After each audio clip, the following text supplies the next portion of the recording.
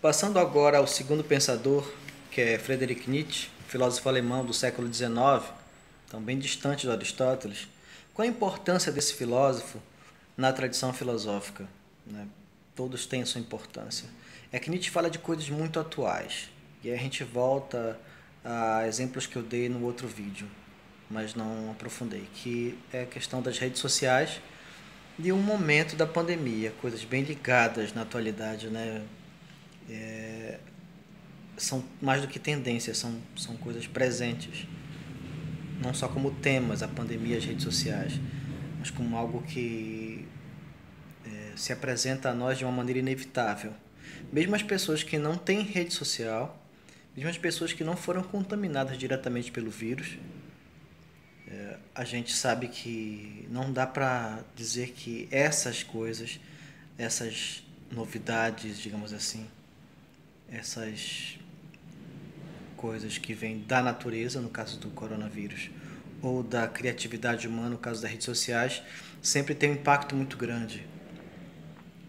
E nos dois casos não se sabe por quanto tempo, né? Esperamos que no caso da questão biológica do vírus esse impacto seja cada vez menor e se encerre o quanto antes.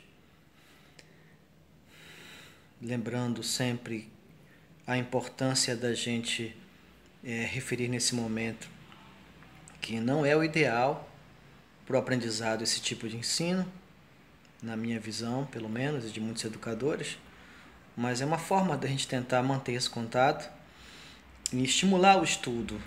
Pedimos que vocês não desistam, que vocês, aqueles que vão fazer Enem, aqueles que não se inscreveram, mesmo assim, continuem estudando, mantenham viva essa chama do interesse, não só pelo estudo enquanto coisa técnica, mas estudar, entender o que nós estamos vivendo nesse momento é amor à humanidade, é entender a existência humana, é se fazer melhor para que a humanidade melhore. Não só na filosofia, em todas as áreas. Você precisa entender a teoria ligada à realidade para poder fazer o mundo melhor. Né? A solidariedade mostrada por muitos nesse momento nas redes sociais, momento de pandemia, ela se alternou, momento de solidariedade, de compaixão, de uns ajudando aos outros, lamentando as mortes e os adoecimentos, fazendo orações ou pedidos, colocando nas redes sociais desejos de melhora, de restabelecimento, ou ironizando a saúde do outro, ou desejando a morte, ou destilando ódio nas redes sociais, ou mostrando indiferença à vida das pessoas. Nós vimos de tudo nesse período e ainda estamos vendo. O problema são as redes sociais, a filosofia e não só filósofos, pessoas de outras áreas dizem não. Não é um problema exclusivo das redes sociais. As redes apenas deixaram mais claro os problemas que nós já tínhamos antes. E é sobre isso que Nietzsche fala, entre outras coisas. Friedrich Nietzsche é um filósofo do século XIX da Alemanha, cujo pai era pastor, né? E tinha uma formação teológica profunda. Sempre foi uma pessoa de estudar muito desde muito jovem, mas não seguiu a carreira religiosa que a família queria. Ele se tornou professor universitário muito jovem e estudou sobretudo o que? A genealogia da moral. Genealogia, para quem está curioso, é o estudo sobre as origens de alguém ou de alguma coisa. Então, a minha genealogia, quem são meus pais, meus avós, bisavós, até onde eu consegui alcançar. Até alguns animais têm, né? Que é o famoso pedigree em francês. Pedigree é o quê? É nada mais, nada menos que a genealogia do animal. Quem foram seus pais, seus avós, bisavós, tataravós, tetravós, enfim. Qual foi o canil, qual foi a linhagem, né? Então essa linhagem, essa ancestralidade é muito importante. Hoje em dia você tem testes de DNA que mostram se o seu DNA quanto por cento vem de outro continente, da África ou da Índia, de outro país, né? Ou é indígena aqui do Brasil, ou é da América do Norte. Você pode fazer mapeamento a partir do DNA. Isso já há condições de fazer isso. Claro que não é barato fazer, né? Mas dá para se fazer.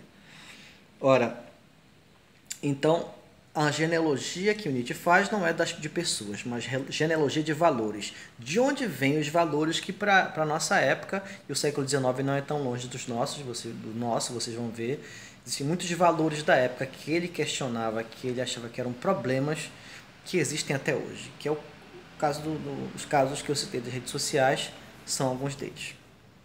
Então, quais são os principais valores? Que moral, ou seja, que costumes, já que a ética estuda a moral, que costumes ou valores morais são aqueles que, segundo Nietzsche, precisam ser estudados? Precisa saber a origem deles. Segundo ele, nós temos uma moral, né, que domina o Ocidente, que é a moral do escravo. Não é a moral do escravo no sentido histórico que se está acostumado a falar. O escravo não é provavelmente a pessoa que trabalha à força, obrigado a trabalhar de modo desumano, né, em condições desumanas. O escravo que a gente está falando é o escravo moral, uma pessoa que se rebaixa e rebaixa o outro porque ela não percebe a grandeza de ser humano. Entendo, Nietzsche não está querendo colocar o homem acima de deuses, de um deus, ou de nenhum tipo de espécie. Não é um antropocêntrico Nietzsche, não acha que o ser humano é o mais importante de tudo. Ele diz apenas que é preciso valorizar a vida humana e a existência. E ele diz que na origem dessa moral do escravo está uma deturpação do cristianismo.